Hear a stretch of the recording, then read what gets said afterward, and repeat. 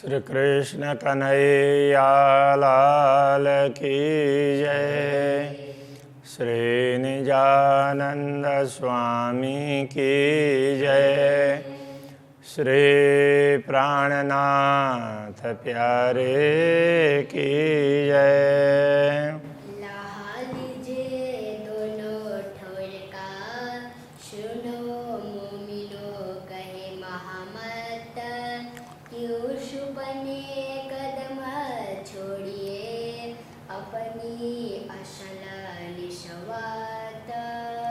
अपनी असल निशवत। 10वां प्रकरण, इसमें श्री राज्य के इजार की बात कही है। असल इजार एक पाच की, एक ही रस सबए। कहते हैं कि असल में जिस इजार की अभी बात करने जा रहे हैं, असल में ये 5 नाम के रत्न का है। हरित रत्न है,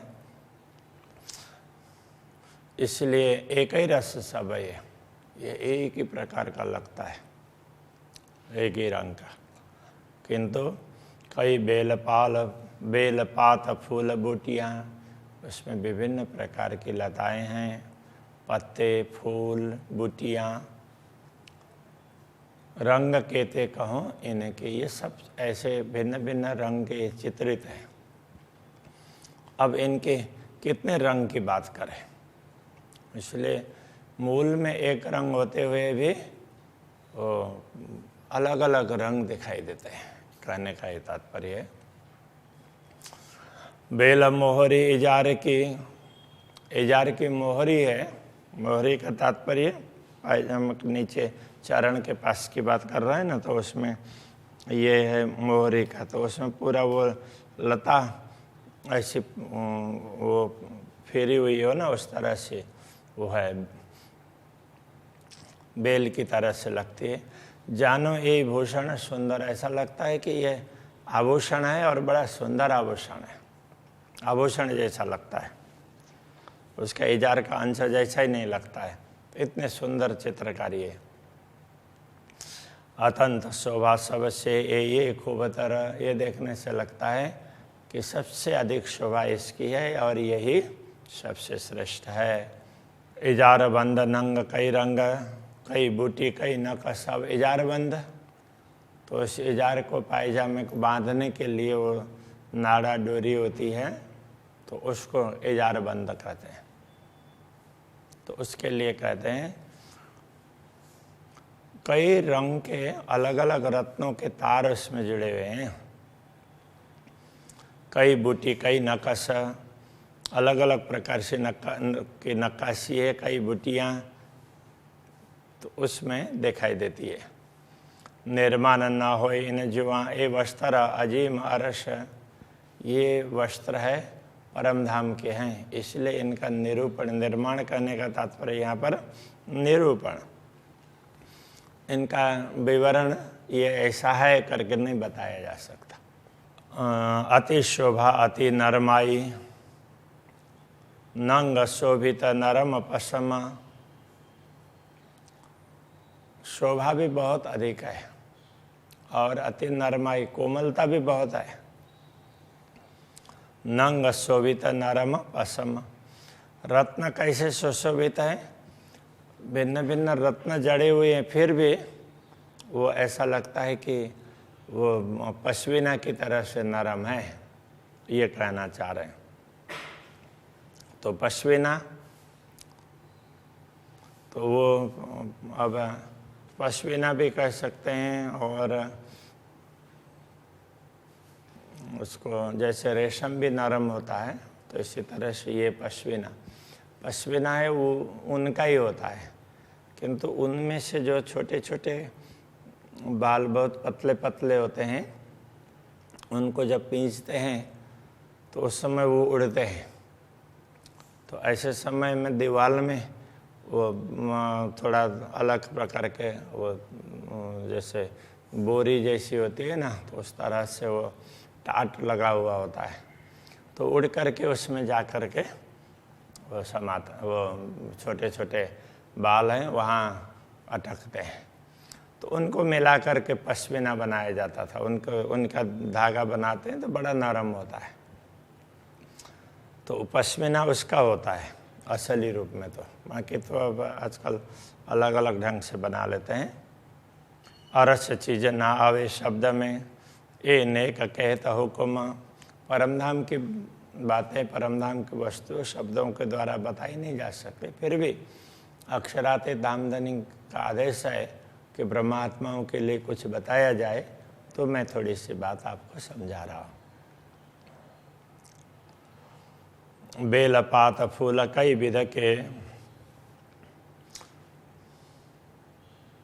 इस इजार में कई प्रकार के लताएं, पत्ते, फूल, कई विध कांगरी, तो इसी में कई प्रकार के लताएं हैं, पात हैं, फूल हैं, कई विध कांगरी, तो विभिन्न प्रकार के कांगरी, कंगूरे भी बने हुए हैं उसमें अलग अलग डिजाइन के। खास करके कंगूरा तो नेफा में बनता है।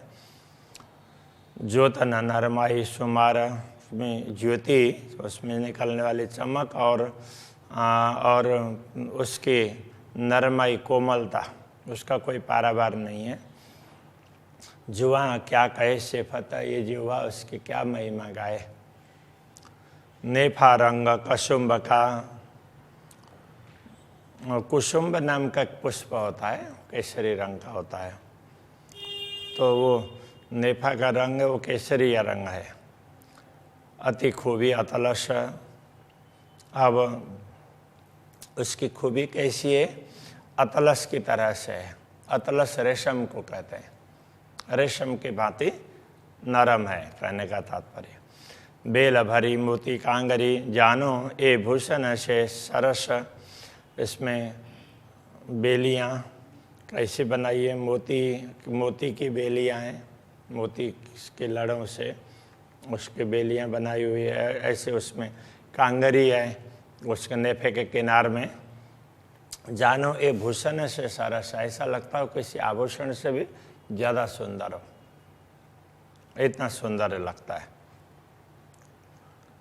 ताना बाना रंग रेशम, अब इस उसके इजार के ताने बाने हैं सब वो रेशम की तरह से नरम और भिन्न भिन्न रत्नों की तरह से अलग अलग रंग के।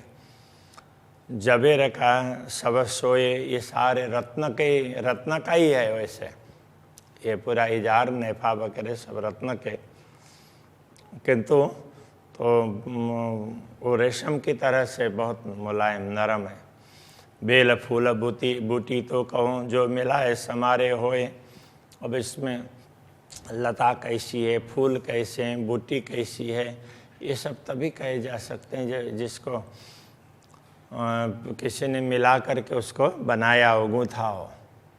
वो तो स्वाभाविक रूप से उसी प्रकार का बना है। अक्षराते दामधनी ने जैसे चाहा वैसा तैयार हुआ, उसके विषय में कुछ कहा ही नहीं जा सकता।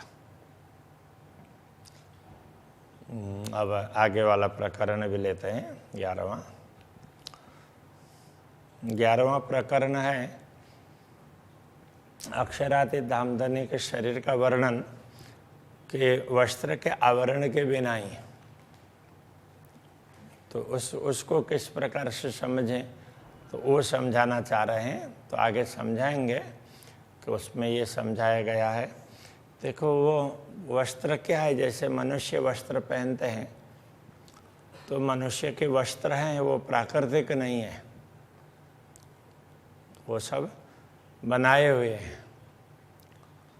कुछ पशु पक्षियों में वस्त्र जैसे होते हैं वो प्राकृतिक होते हैं कि नहीं होते हैं?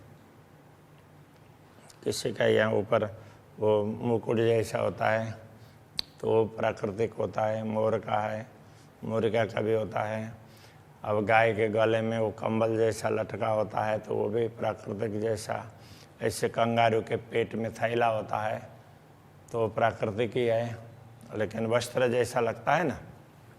तो यहाँ पर ये समझाना चाह रहे हैं कि देखो अक्षराते दामधनी के वस्त्र कैसे, इस प्रकार पहने हुए वस्त्र नहीं है, उनके शरीर का प्रकाश, उसका आभा वो वस्त्रों की तरह से लगता है। इस प्रकार ये कहना चाह रहे हैं।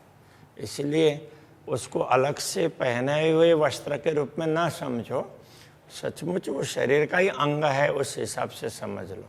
तो उस प्रकार से ये तो खुला अंग ऐसा करके बता रहे हैं। तो वो खुला अंग ऐसे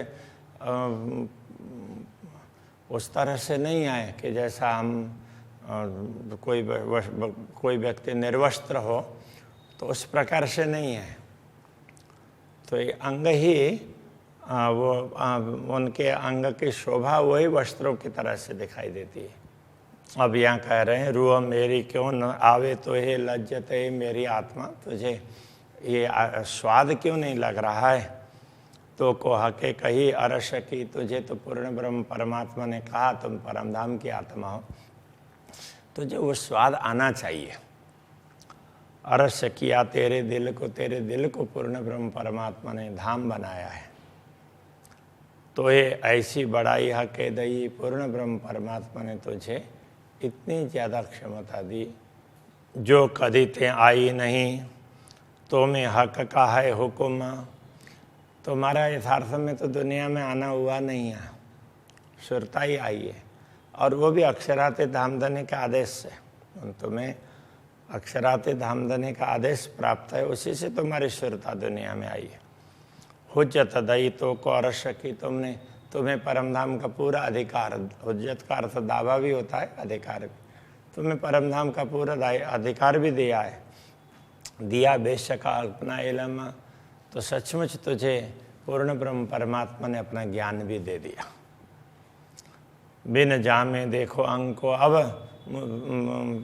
इसलिए मुझे ये लगता है कि ये सब कृपा पूर्ण ब्रह्म परमात्मा ने मुझ पर की है, तो मैं उनके अंगों का वर्णन करूं, उनको देखूं। बिन जामे देखो अंग को, जामा के बिना ही उनके अंगों का दर्शन करते हैं। आशिक सब सुख चाहे, अनुरागिणी आत्मा को तो हर प्रकार के सुखों की चाहना होती है। बागा पहने हमेशा देखिए, सदैव श्री राज्य का स्वरूप है, वो बागा पहना हुआ दिखाई देता है। बागा पहने हुए स्वरूप का तो हमेशा दर्शन करते ही हैं। कछु ये छवि और देखा है, अब बागे बिने की छवि है, वो तो कुछ अलग ही प्रकार की दिखाई देगी ना, तो जरा उसका दर्शन करते हैं। अब यहाँ कहने का तात्पर्य निर्वस्त्र दर्शन करना चाहते हैं ऐसा नहीं है।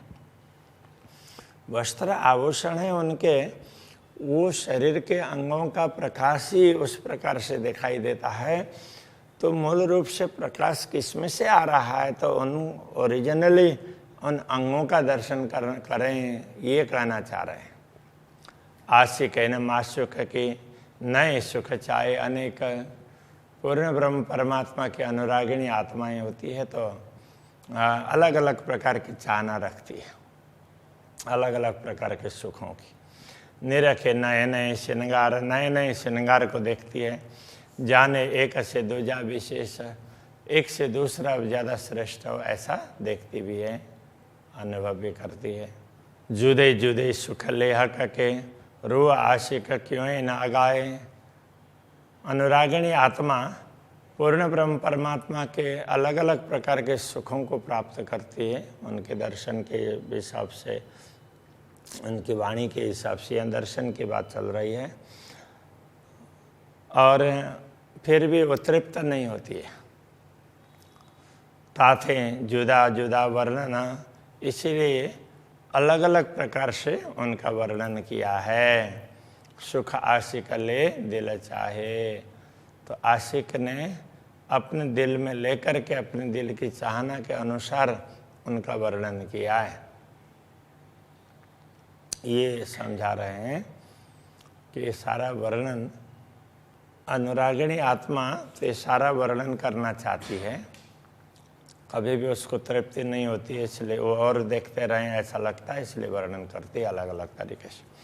खाना पीना छिन छिन लिया, प्यार अरस रूहन। खाना पीना वो सब क्षण क्षण का प्यार है ब्रह्मात्माओं का, खान पान सब। पल पल माशु को देखना, पल पल में पूर्ण ब्रह्म परमात्मा के दर्शन करना। यही आहार आशिकन ब्रह्मात्माओं का भोजन ही वास्तव में यही है, यही आहार है। हक बैठे अपने अर्श में सो अर्श मोमिन का दिल। पूर्ण ब्रह्म परमात्मा तो अपने धाम में विराजमान है और ब्रह्मात्माओं के हृदय को भी धाम कह दिया। तो अनेक खूबी खुशहालियाँ हम क्यों न लेवें शामिल। तो फिर परमधाम की बात करके अनेक प्रकार की विशेषताएं हम क्यों न लें। तो इस प्रकार परमधाम का अलग अलग दृश्यों का, श्री राज्य के भी अंग प्रत्यंगों का, इनके दर्शन की बात वो कहना चाह रहे हैं। ये जो हक वस्त्र की खूबियाँ, ये पूर्ण ब्रह्म परमात्मा के वस्त्र की विशेषताएं हैं। सो हक अंग परदा जहूर, वो पूर्ण ब्रह्म परमात्मा के अंग का जहूर का तात्पर्य प्रकाश, वही पर्दे की भांति, आवरण की, पर्दा कहने से आवरण, जैसे ये इसको ढका है तो ये आवरण ही तो हुआ। तो उनका प्रकाश ही वो वस्त्र की तरह से लिपटा हुआ दिखाई देता है। बारीक ये सुख जाने रूहें, इस सुख की बारीकी सूक्ष्मता तो ब्रह्मात्मा ही जानती है। जिन पे अर्श शौर, जिनको परमधाम का विवेक है, परमधाम की समझ है। वस्त्र भूषण सब पूर्ण, सुख बिन जामे और जिनस। वस्त्र आभूषण, तो ये हर प्रकार से पूर्ण ब्रह्म पूर्ण है। फिर भी तो सुख बिन जामे और जिनस, मूल अंगों का दर्शन करना और प्रकार का सुख होता है। तो ये समझाना चाह रहे हैं। देखे जो आशिक अनुरागिणी आत्मा उसको देख करके देखती, दर्शन करती है। तो जो देखे सोई सरस, जिन अंगों के दर्शन होते हैं वही अंग विशिष्ट लगते हैं। कट कोमल अति पतली, कटी प्रदेश है, बड़ा कोमल है और पतला है। सुंदर छाती, गौर छाती, वक्षस्थल है गौर वर्ण का और बड़ा सुंदर है। देख सुख पाइए जो होवे अर्श शौर, परमधाम की समझ लेकर के देखने का प्रयत्न करो तो ये दिखेगा और सुख प्राप्त करो दर्शन करके। कट कोमल कही, जो पतली कटी प्रदेश है वो बहुत कोमल और पतली, ऐसा कहा। ये सुख सलू की और, इसका सुख तो और ही सुख है। ये जुआ शोभा तो कहे, जो कहूँ देखी होए और ठौरा। ये जिह्वा उसकी शोभा को तो तभी बता सकती है यदि ऐसे ही अंग कहीं उसने दूसरे स्थान पर देखे। अक्षरातीत के जैसे तो उनके ही हैं, इसलिए उपमा तो दे ही नहीं सकते। और पेट पांसली, हक की पेट और पांसली, तो ये यहाँ पर वो होती है ना हड्डियाँ, तो उसके लिए कह रहे हैं। ये कौन भांत कहूँ रंग, इनका रंग क्या बताऊं। रुआ देखे सहूर अर्श के, परमधाम की समझ लेकर के ब्रह्मात्मा देखना चाहे तो देख सकती है। और कौन कहवे हक अंग, बाकी अक्षराते धामधनी के किन अंगों का वर्णन करे और दूसरा कौन बता सकता है। पाँसें पाखड़ी बगले, शोभित बंधों बंध। अब वो क्या बता रहे हैं कि ये पसलियाँ जैसे गुलाब का पुष्प हो तो गुलाब की पंखुड़ियाँ एक दूसरे से जुड़ी हुई बड़ी नरम है, फिर भी अलग अलग दिखाई देती है ना, इस तरह से ये दिखाई देते हैं। शोभित बंधों बंध, तो वो जैसे उनकी जोड़ वगैरह वो सारे एक दूसरे से अलग अलग दिख भी रहे हैं। अंग रंग खूबी खुशहालियाँ, अंग के रंग और उसकी खुशहालियाँ, उसकी प्रसन्न, उसको देखने से जो प्रसन्नता प्राप्त होती है। पारन सुख सनंद, तो उनके सुखों का कोई पारावार नहीं है। ज्यों वर्ण स्वप्न स्वरूप की, ये भी होता है विध, इन जैसे स्वप्न के स्वरूप का वर्णन करते हैं, दिखता है, तो उस प्रकार से परमधाम के स्वरूप का भी वर्णन तो हो सकता है। ये चारों चीज़ें वो तो हो ही नहीं। दुनिया में जो दिखने वाली वस्तुएं हैं ना, फील करने वाली, ये 4 वस्तुएं हैं, तो वो वहाँ परमधाम में ऐसी इस रूप में नहीं है। जैसे पृथ्वी है, कठिन लगता है, जल है, तरल लगता है, और अग्नि है, उसकी ज्वाला भी दिखाई देती है तो ताप का भी अनुभव होता है। इसी प्रकार वायु का भी अनुभव होता है। तो ये 4 वस्तु है। अब 5 तत्व है, आकाश भी है, किंतु आकाश को ऐसे साधारण रूप से फील नहीं कर पाते हैं, आकाश के होते हुए भी। तो ऐसी वस्तु परमधाम में नहीं है। ना अर्श में ख्वाब चेतन, परमधाम में तो सब चेतन है, ख्वाब स्वप्न की वस्तुएं नहीं है। ए वर्ण अर्श अंग होता है, ले मसाला इत का। अब परमधाम के अंगों का वर्णन करना और यहाँ के शब्दों के माध्यम से, यहाँ के मसाले से। ताथे किन विदरुआ कहे जुआ पहुँचे न शब्द बका। इसलिए ये आत्मा किस प्रकार से वर्णन करे, क्योंकि नश्वर जगत के शब्द है वो अखंड तक पहुँच नहीं पाते हैं। जो अरवा होए अरश की, जो परमधाम की आत्मा होगी, सो कीजिए इल्म सहूरा, वो समझदारी से वो विचार करें। जो इल्म सहूर हक के दिया, जो ज्ञान और विवेक तुम्हें दिया है पूर्ण ब्रह्म परमात्मा ने, लीजो इनसे रूहें जहूरा, उनका प्रकाश लेकर के उससे समझने का प्रयत्न करो। हक को जेता रूह देखई सुध तेती ना बुध मना। तो पूर्ण ब्रह्म परमात्मा के स्वरूप को आत्मा जिस प्रकार से देखती है ना, वो समझ बुद्धि और मन को प्राप्त नहीं होगा। तो स्वप्न जुबा क्या कैसी, फिर वो स्वप्न की जुबा वो उस बात को बताना चाहे तो कितना बता पाएगी। जो देखा अनुभव किया तो बहुत है कर रहे हैं, किंतु तो उसमें ये स्वप्न की जिह्वा के द्वारा उसका वर्णन नहीं हो सकता। अंग हक बका वर्णन, तो अखंड पूर्ण ब्रह्म परमात्मा के दिव्य अंगों का वर्णन नहीं हो सकता। मन और बुद्धि भी तो अनुभव नहीं कर पाती है, तो शब्दों के द्वारा कैसे बताएं, ये कहना चाह रहे हैं। चलो आज यहीं रखते हैं। श्री कृष्ण कन्हैया लाल की।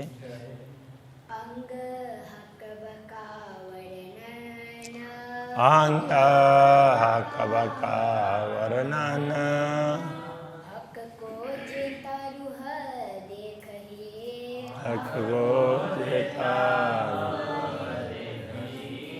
सुध तेती ना बुध मन, सुधा तेती ना बुध मन। तो सुपन जुआ क्या कहसी, तो स्वप्न जुआ क्या कैसी।